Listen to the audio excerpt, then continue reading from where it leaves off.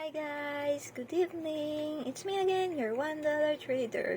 So, pakita ko lang po sa inyo yung trade ko kay Bitcoin kaninang umaga.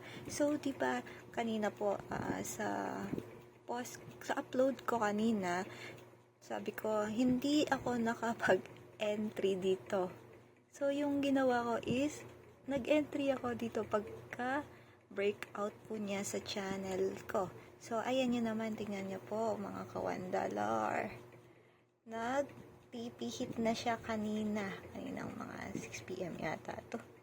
Ayan, TP hit na ako, and then, binigyan po ako ng,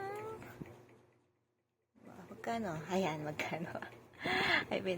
Naka-shorting ako kanina, so, open ako sa 69,431 and then nag-close sa price TP hit sa 67,013. So, binigyan ako ng 34.81%. Shorting ako, 10x leverage lang. Siyempre, ay naayos pa natin yung ating disiplina, okay? So, yun lang guys. Thank you!